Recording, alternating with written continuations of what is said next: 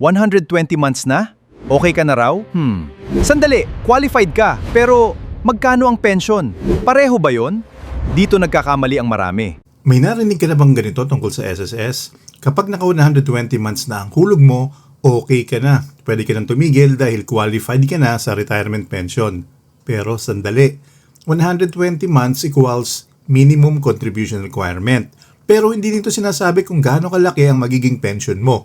At kung naka 120 months ka na, ibig bang sabihin na wala nang dahilan para ipagpatuloy ang paghuhulog?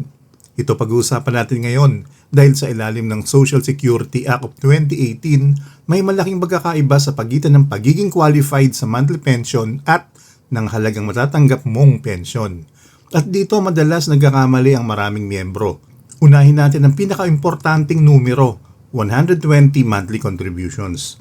Sa Section 12B ng RA 11199, ang isang miyembro na may at least 120 monthly contributions bago ang semester ng retirement ay maaaring maging entitled sa monthly pension kung natugunan din ang retirement requirements.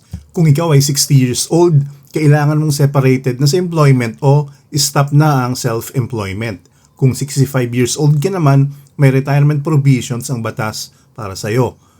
Kaya mahalaga ang 120 months. Pero ito ang dapat tandaan. Ang 120 months ay requirement para maging qualified sa monthly retirement pension. Hindi ito formula para malaman kung magkano ang pension mo. Magkaibang bagay yon. Halimbawa, isipin natin sina Juan at Pedro.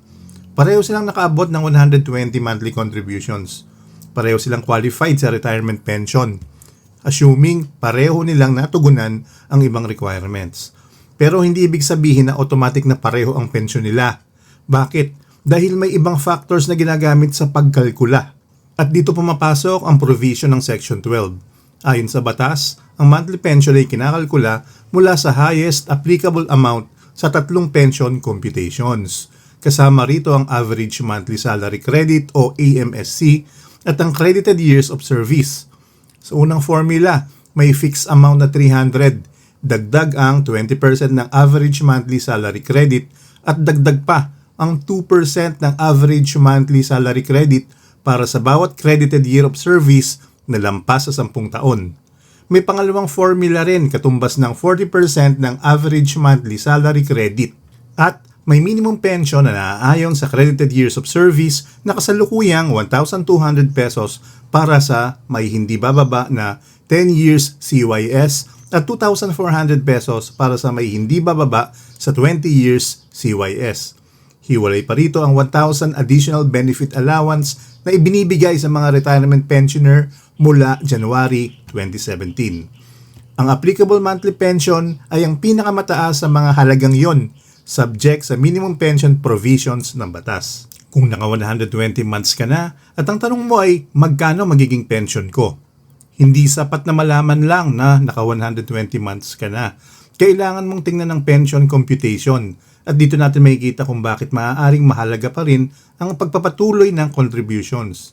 Hindi dahil kailangan mong lampasan ang 120 months para lamang maging qualified sa lahat ng pagkakataon, kundi dahil ang credited years of service at ang salary credits na ginagamit sa computation ay maaaring makaapekto sa pension amount. Ibig sabihin, may malaking pagkakaiba sa pagitan ng pagiging eligible sa retirement pension at ng halaga ng pension na maaari mong matanggap. Ang 120 months ay minimum requirement para maging eligible sa retirement pension. Pero hindi ito sinasabi kung magkano na agad ang magiging pension mo. Para malaman yon, kailangan din tingnan ng ibang factors, gaya ng average monthly salary credit o AMSC at credited years of service o CYS. At may isa pang importanteng tanong, kung naka 120 months ka na, dapat ka na bang tumigil? Hindi rin ito simpleng oo o hindi.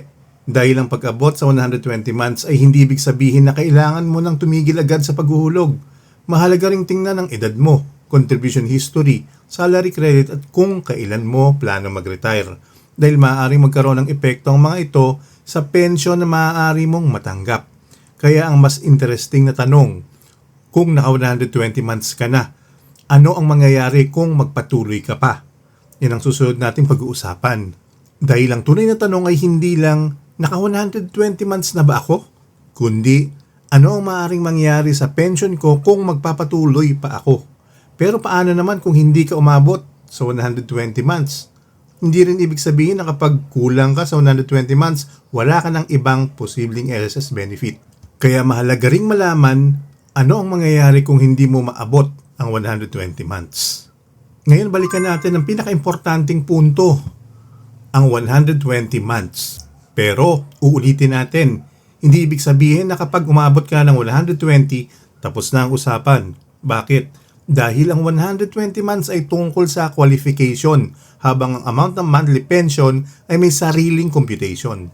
Kaya kung may isang bagay kang tatandaan mula sa video na to, ito yun. Ang 120 months ay kailangan para maging kwalipikado ka sa retirement pension. Pero hindi sapat ang 120 months lang para malaman kung gaano kalaki ang magiging pension mo. Ngayon, paano naman kung hindi ka umabot sa 120 months?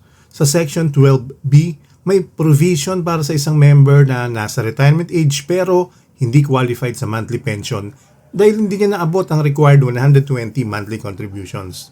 Sa ganitong sitwasyon, may provision para sa lump sum benefit na katumbas ng total contribution na binayaran ng member subject sa conditions ng batas. At may isang importanteng option na dapat malaman ng members na kulang sa 120 months. Ayon sa implementing rules, ang isang separated member na may mas mababa sa 120 monthly contributions ay maaaring magpatuloy ng contributions bilang voluntary paying member para makumpleto ang required 120 monthly contributions subject sa applicable rules. Halimbawa, may 105 contributions ka pa lang, hindi automatic na ibig sabihin tapos na ang pagkakataon mong makumpleto ang requirement. May provision para ipagpatuloy ang paghuhulog upang maabot ang 120 months. Pero kapag naka 120 ka na, balik tayo sa pangunahing tanong, dapat ka na bang tumigil? Ito ang part na kailangan pag-isipan ng mabuti. Dahil ang retirement pension ay hindi lamang nakadepende sa bilang ng monthly contributions. May average monthly salary credit, may credited years of service, at may pension formulas. Kaya ang isang miyembrong matagal ang naghuhulog at may ibang contribution history ay maaaring magkaroon ng ibang pension computation kumpara sa isang miyembrong eksaktong 120 months lamang ang contribution history. Hindi ito nangangahulugan na automatic na mas malaki ang pension ng lahat na patuloy na naghuhulog. Ang punto, hindi mo dapat isipin ng 120 contribution ng magic finish line na nagsasabi na pareho na ang retirement outcome mo kahit ano pa ang mangyari pagkatapos nito. Kailangan mong tingnan ang buong record. At may isa pang interesting provision. Kung qualified ka para sa monthly retirement pension, binibigyan ka ng batas ng option na patanggap ang unang 18 monthly pension bilang lump sum. Discounted gamit ang preferential interest rate na itatakda ng SSS. Pero tandaan, hindi ito kapareho ng lump sum para sa taong hindi nakaabot sa 120 contributions. Magkaibang dalawang sitwasyon. Sa unang kaso, qualified ka sa monthly pension pero may option kang kunin ang unang 18 months bilang lump sum. Sa pangalawang kaso, kung hindi mo natugunan ang requirement para sa monthly pension, may separate lump sum provisions sa ilalim ng Section 12-B. At may isa pang bagay na madalas hindi napag-usapan. Ano mangyayari sa pension kapag namatay ang retiree? Sa ilalim ng Section 12-B, may provision para sa primary beneficiaries ng retired member. Sa ilang sitwasyon, ang primary beneficiaries ay maaaring entitled sa monthly pension ng retired member subject sa rules ng batas. At kung walang primary beneficiaries at namatay ang retiree sa loob ng 5-year guaranteed period, may specific provision para sa secondary beneficiaries tungkol sa natitirang guaranteed pension period subject sa conditions ng batas. Kaya makikita natin na ang SSS retirement benefit ay hindi lamang isang simpleng formula na 120 hulog equals pension. Ganito lang kasimple ang idea.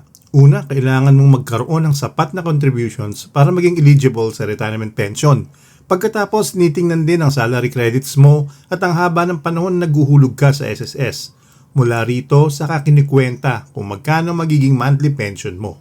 Mas tama itong isipin bilang isang system. At dahil dito, bago ka magdesisyon na naka 120 months na ako, titigil na ba ako? Mas mabuting alamin muna kung ano talaga ang epekto ng desisyon na yon sa sarili mong retirement situation. Dahil maaaring ang mas importanteng tanong ay hindi na abot ko na ba ang 120, kundi kung magpapatuloy ako, ano ang magiging epekto nito sa retirement benefit ko? At kung malapit ka na sa retirement age, isa pang tanong ang dapat mong pag-aralan. Mas mabuti pa mag-retire sa 60 o magpatuloy hanggang mas mataas na edad?